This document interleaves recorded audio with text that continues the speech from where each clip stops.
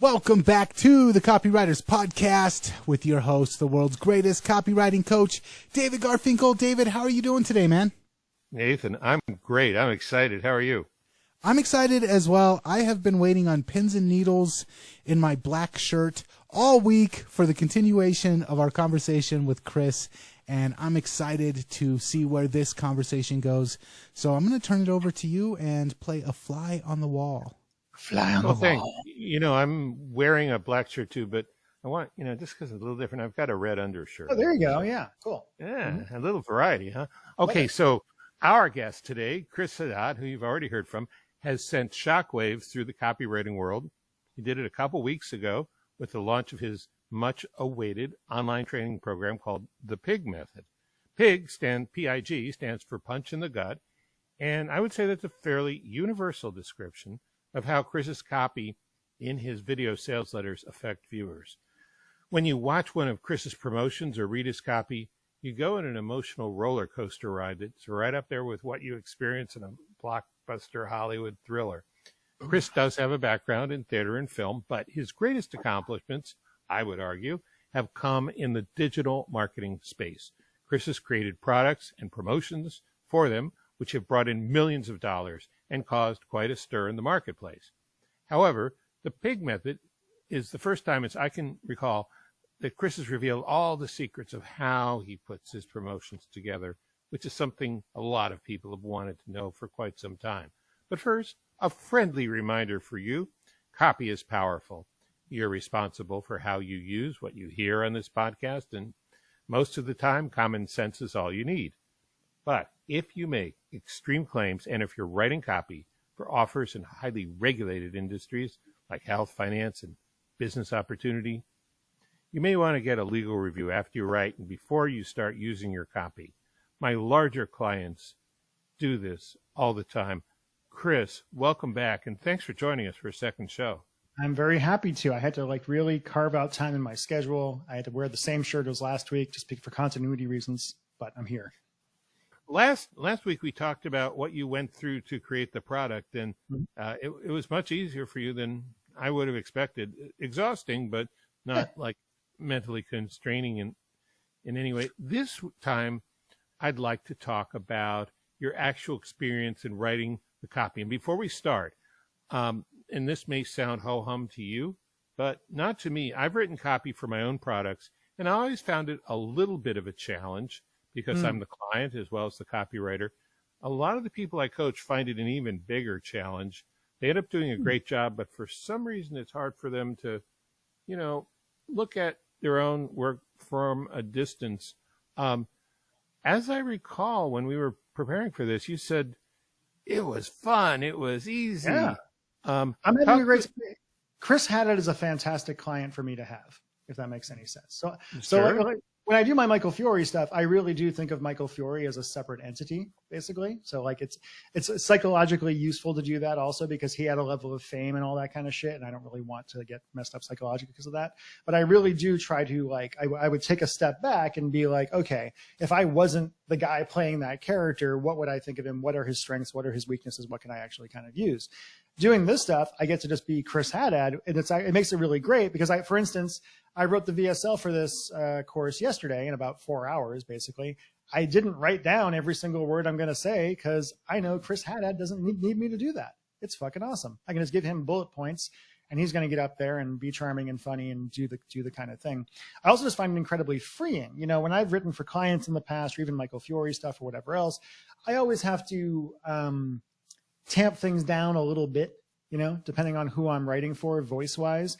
If I went out and used my kind of Chris Haddad, really funny, profane, all over the place kind of stuff for a client or like a doctor or something, it simply wouldn't fit. Whereas when I'm selling stuff as Chris Haddad, I can just be as genuinely, weirdly me as possible and put little strange jokes. There's a bit in actually the VSL where I go through all of the bonuses. And I'm going through, okay, you're going to get my VSL workshop course. And I talk about that. You're going to get 6 deep dives into my best letters where I spend over an hour going through every single detail. You're going to get the live component. You're going to get this. And then I say, and your 6th bonus is something I can't give to everybody, but you're going to be really happy if you get it because the 6th bonus is, and I hit the slide and it goes, love on the screen. the 6 bonuses you love. Right. And there's a bit at the end, like I get near the end and I'm like, okay, so I've done that. I've covered all these things. So now it's time for, and it goes on screen, the crossroads close, because it's very meta because we're doing marketing. And it's got a picture of Britney Spears and her Crossroads movie and Ralph Macchio and his Crossroads movie. And I can just be funny. I can just be weird with the entire thing. And that entire VSL is basically like a meta commentary on VSLs as we're going through it. I couldn't do that for anybody else, but I can do it for me.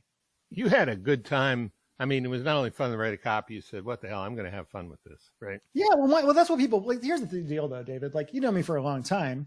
Mm-hmm. People want to buy from me because I'm me, not because I'm trying to be somebody else, right? Not because I'm trying to fit in any kind of box. What I've discovered over the years is the more authentically myself I am, the more money I make and the more people I attract into my orbit and the better off I am. When I look at Chris Haddad as a client, as opposed to being me, I'm like, okay, there's a lot of assets I can kind of use here in order to connect with people on a deep level and have it feel very genuine and not feel like marketing in a weird way. Even though the people I'm selling to know that I'm selling to them, I'm doing it in an amusing way. I'm commenting on the fact that I'm selling to them. They kind of notice, like, people get happy. What I love about selling marketing and copy stuff is you can use weird marketing and copy techniques. And when they figure it out, if they figure out, they go, whoa, that was awesome. You did that thing to my brain and now I want to buy stuff from you. As opposed to in like the relationship advice niche where they're like, you're manipulating me. But in this niche, it's like, you're manipulating me. That's awesome. It's kind of great. Plus, you seem to have, and we're actually recording this before the launch. Yeah. You seem to have built up quite a head of steam ahead of the launch. I saw Stefan's wife, Laura, yeah. I mean, she had a video about here. She's writing the check and she's getting ready to buy it. And I've seen comments in your pig group, people saying, I can't wait. I hope I can get that on the list. Yeah. There's a lot of people, like I said, it's currently set for 200 people and I have to make some decisions about.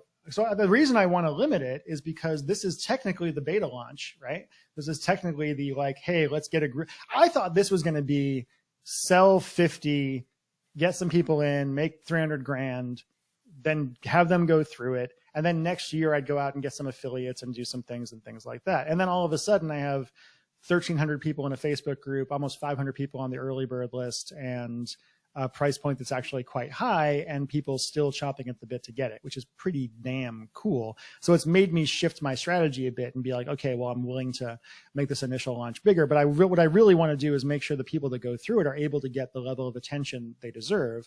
So I got to kind of figure out what the balance is about whether, granted, I'd like their money too. I'm not weird that way, but I really want to make sure that people are getting the highest possible value of it. And if I have to not sell anymore to do that, then that's what I'll do. Well, that's good. Now, a lot of copywriters advise clients.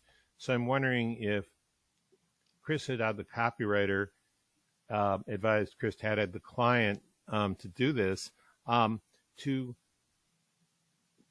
create the product to a sales letter. That doesn't necessarily mean the sales letter's there. It means you have a lot of bullets that raise your standard higher so that you can sell it, but also so that the product can actually do that. You know what I'm talking about. I don't know if I'm saying sure. Yeah, I'm not quite sure.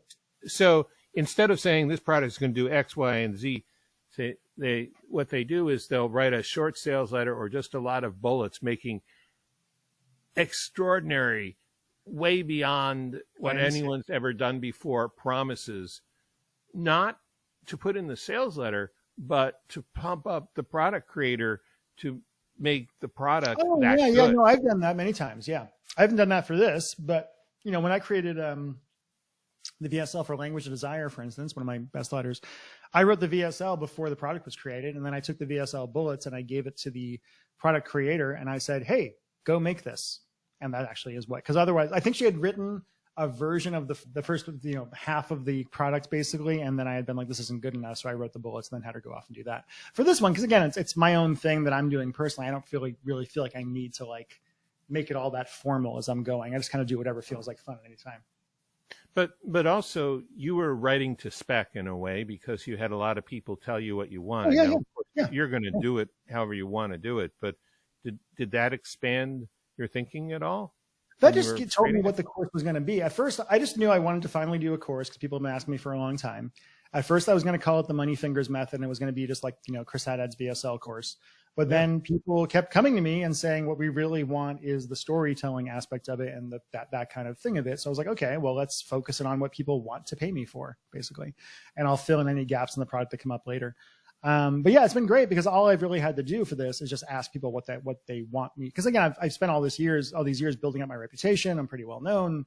For whatever reason, people still remember me even when I disappear for years at a time. So having all of that already set does make the entire thing a hell of a lot easier to do. That's for sure. When you got the requests, was there anything that surprised you? Did anyone ask you to do things that you said, no, I can't do that one? No, not really. I mean, what people were asking for was, how do you write these punch in the gut kind of stories? How do you add more emotion to your copy? Can we see more of your stuff, et cetera? So it all seemed quite reasonable. And, we're over delivering like freaking crazy on this thing anyway. It's an expensive program, but I think I probably could have made it 30, 40, 50% more expensive and still sold out if I really wanted to. It's awesome. Yeah. So what's in it? I mean, what is in it? You just wrote the sales letter yesterday, so I did just write the sales letter yesterday. So the components of it, the first half is all about emotional, like mind reading your market, getting into your market's mind, learning. We talked about this last week. So learning empathy, learning how to really figure out what people actually want, what actually drives them, how the benefit of your product is always emotional. Like it's not so much about making money, but it's about what that means.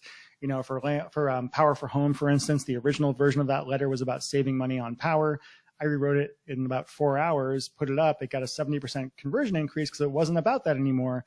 It was about a man protecting his daughter from a cold and uncaring world. And all of a sudden it became a much more kind of effective thing. So I teach you how to figure out what those emotions should be, figure out what that big actual emotional benefit is going to be. That's the first half of it. And then the second half, I actually go through step by step my version of what the hero's journey would be basically for these kind of things, the PIG beat map, as it were. So I teach them how to come up with the moment of crisis, like that moment that is really the very beginning of the letter, or the beginning of the story anyway, where I say, like, in language of desire, it's talk dirty to me, he said, on our 1-year anniversary, and make him worship you. It's he kissed me like his sister and I knew I was alone again. How do you come up with those lines that compress an entire story into one sentence and create such an emotional resonance with the market, with the prospect? They feel like they have to watch more. And then I explain how to, once you start that moment of crisis, how you kind of fill in the blanks, how you move forward, what choice they need to make, how they actually go on the journey to figure out what the product is, what needs to go into that, and et cetera, et cetera, et cetera, all the way through. It was a lot of fun to figure out how to teach. Yeah. So when you look at other people's sales letters, not the ones that you give a 10 out of 10, but the ones that could use some improvement. Especially in terms of what you're teaching, what are the areas where you think people have a blind spot or they're just missing the boat? They just don't understand what people really want. Some guy sent me a message the other day, younger guy, copywriter, and he was like, oh man, I was reading some of your bullets in your text your X-Back thing and they're so good, they're amazing. And I'm like, oh, thanks, that's great. I wrote that a long time ago, but whatever. And he's like, yeah, here's one of mine. And his, for an X-Back product, was basically about getting your ex-girlfriend back into your bed, right? It was all about like, hey, this is going to teach you how to get your ex-girlfriend to want to have sex with you, et cetera. And I'm like, that's not what the X-Back market is looking for. That's not the resonance. That's not the emotional resonance. What people want when they want their ex back isn't even their ex back, honestly. What they want is their ex to want them back, right? They want to get rid of the pain of rejection more than they want anything else. I've had several times actually, where people have written me after getting Text Your Ex back. They've used it, they've gotten their ex back, and then said, yeah, but then I realized I didn't actually want them back. I just didn't want to be in pain anymore. It's a very, very common thing. But learning how to understand what that actual driver is. It's not about sex. That's not what the ex back thing is about at all. You can get sex other places. It's about that pain of connection and that pain of, they say when you lose love, it's almost like losing a drug, right? It's like losing cocaine. The mental processes are the same. So I think that's the main thing, is just people get way too attached to the surface level stuff, right? Like, yeah, man, you want to get laid again. Like, that's not what the actual pain point is. And what I try to teach people how to do is get deeper inside and figure out what those actual pain points are that are going to make people feel like they are getting what they really need, and they can actually give you their money and get that amazing benefit. So when you were in college, did you study psychology? No, weirdly enough. I mean, I had like a psychology class, I think, because, freshman year, sophomore year, I briefly studied advertising, like traditional kind of Madison Avenue type stuff, sophomore year in college. And then after my dad died when I was 19, I switched over to television and film stuff for a few years and spent a lot of time in like some production stuff, but mostly just learning how to write dramatically, basically, more than anything else. Yeah, that's interesting because, I mean, I sort of minored in psychology. Honestly, I don't remember much of what I was taught, but I know for a fact that all the conventional wisdom, at least at that time, and probably today, about psychology, just it almost gets turned on its head. Like just the example you were giving about what people really want. I mean, it's so far away from theory and Freud and Jung and Adler, and I think marketers are way better psychiatrists, psychologists than a lot of those people are, because we see it on the ground. We know what works and what. There's so many times I've read studies or like seen some comments on a news site about like psychologists discovered this. I'm like, we knew that 40 fucking years ago. Like, because we know, because when you're in marketing, you do it and you either make money or you don't. Right. It's very, and you learn something either way, right? And there's no theory. There's no like, oh, I think this is what's going to be true or not. Actually, I find that some people who don't make it in marketing or copywriting are people that can't handle that. They can't handle the accountability aspect of it. They're like, hey, your copy's either going to work or it's not going to work. And there's no like Madison Avenue, the client likes it, so it's a good thing. It's like it either fucking makes money or it doesn't make money. And I think that makes marketers some of the best applied psychology people in the world. Yeah, and I wonder if there are people who can't handle it, not even because of the accountability, but because they have a very idealized version of the way people in the world are supposed to be. And the way people should be. Yeah, the way they should be. And then when they find out the way people are, it's like, these guys have it wrong. I don't want to have anything to do with it. Because that might be it. Yeah. I mean, maybe I'm cynical. I think all copywriters end up kind of cynical about humanity. I mean, I that's kind of my theory on it. Because when you're studying copy and studying marketing, you are cutting through the bullshit and seeing what actually works and what actually hits people and what people really, really want. And I think at a certain point, I don't know, it just makes you jaded to some degree or whatever. I just remember last year, when the pandemic was just starting, and there was the whole plandemic thing that was going on, and there were people that were, all these weird conspiracy theories and this going on and that going on, and now there's the anti-vax stuff and whatever. And some of my Seattle friends who aren't in marketing were so shocked that people were acting this way. They were like, oh my God. I'm like, what? This is human. This is what we always do. Like, have you studied history at all? Have you studied psychology at all? This is how humans react to this kind of situation. This is why we will never do anything about global warming, because we're human beings. We cannot do that. And it's depressing in a way, but my career, I think, is largely based off just trying to see human beings as accurately as I can, warts and all, no matter how much it might piss me off or frighten me to look at them. Yeah, it's kind of a question of, I mean, I love humanity. Individual people, sometimes not so much, but sure, yeah. I'm the other way around. I like individual people. I don't like humanity that much. Then that's the difference between us, I guess. So that's interesting. So can you share one or two tidbits from the second part, from the beats of the P.I.G method? The main thing I think that I talk about in the course that I always want to make buying the product into an altruistic act, or the act of buying the product in itself should make the person who's making the purchase feel like they have done something, they have accomplished something, and it's not a selfish thing. It's a thing they are doing that is going to have a positive benefit for somebody else. Like in Power for Home, for instance, which is a very successful letter, and the guy is saving money on power, but that's greed. Right? That's kind of an ugly thing. That's a crappy reason to want to do something. But instead, it's about, hey, you're doing this to create your own power, to make sure that your home is an island of light in a sea of darkness when America's crumbling infrastructure suddenly falls apart. And you're going to be able to protect your family, and people are going to look up to you, and your neighbors are going to be jealous of you and all that stuff. I want when they click that button to buy something, I want them to feel like they have done something wonderful for themselves and for other people as well, if at all possible. That's so interesting because, there's this whole Ayn Rand libertarian whatever, point of view that runs very strongly through our community, that actually thinks altruism is a dirty word. But Yeah. you are absolutely right. Self-interest is huge, but there's also a little bit of shame around being purely greedy, despite what everyone says in terms of what they do. And altruism, when it's focused on something that has meaning and value to anyone, is a big driver. Altruism as a general idea is repugnant to a lot of people. But it is, weirdly enough, yeah. My ex-wife, who you know or met on a couple of occasions, I think, at one point we were at couples counseling, and I am known as somebody who kind of goes out of my way for my friends whenever I can. I like to be there for people. I like to help people however I can. And my ex at one point was like, "Why are you always doing that? Like, why are you like helping people like that?" I'm like, "Well, because I want to." It's like, well, she's like, "Well, you're only doing that because it makes you feel good. So it makes you feel good." I'm like, "True. Yeah." And then the couples counselor was like, I'm not going to say her name, but the couples counselor was like, "Why do you think I do my job then?" But my ex could not get her brain around this idea that altruism in itself is a little bit selfish. Like, if you actually want to be happy as a human being, we all know this is all very well known. If you want to be happy as a human being, you help other people. That is the thing that will make you the happiest, no matter what, no matter who you are, no matter how much. Like, the house isn't going to do it, the car's not going to do it, the army of beautiful women bent over isn't going to do it. What's actually going to make you happy long term is being there for other people and helping other people. And I think you can weave that. And there's a lot of psychology stuff that goes on there, but that's the I think altruism in a way is actually selfish because it makes you feel good, it makes you happy. I think that army of women is going to make you very tired pretty quickly. It really would. My back, my back is not what it used to be. So, yeah. Actually, it's better than it used to be. I'm gonna. All right. So that was really profound, and that was a mindset shift for me, and it helps me.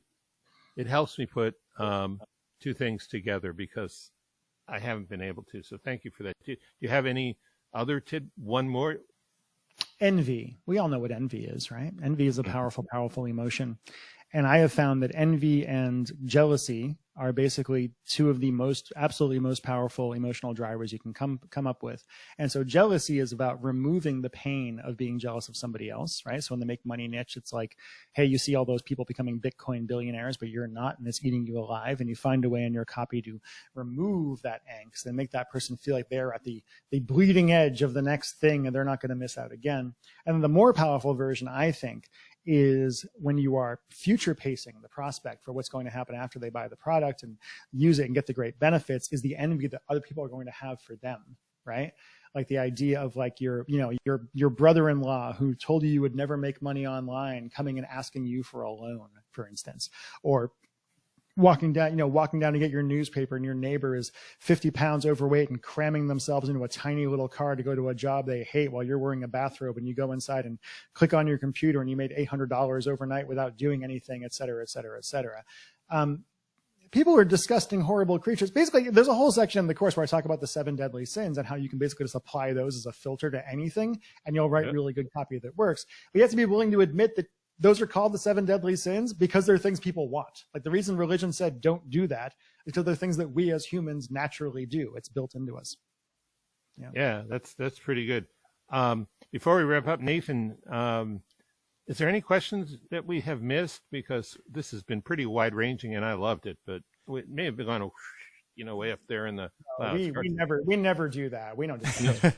No, not us. This is just more of a practicality question, and it's a problem that I've ran into a couple of times with my clients, which is when clients just aren't able to perform on camera, even if they're just reading a script for a VSL. If you just had one thing that you could say... Get an actor. Just get somebody else. Get an actor. All right, that solves it right there. You just can't do it. I've tried it in the past too. The reason that I became Michael Fiore in the first place was because I knew I could be good on camera and not fuck it up, right? Like I'm willing to kind of do that. If I tried to find somebody else who was a real relationship expert, they probably would not have the presentation skills or the marketing skills or whatever else that I would need. You can't force somebody to be charismatic or be dynamic on camera. You just can't do it. We have an offer we did, a prostate offer I did with some friends, and the doctor who we're using, he's a real guy. He's a nice guy, but he's also got like a thick New York accent. And he is not very dynamic on screen, and like he just wasn't the right guy to have this shit. So we just hired somebody else to be the voice in the VSL. Yeah. Nice. Okay. a wealth of information on this episode, and I appreciate you coming on and sharing it with us and our listeners.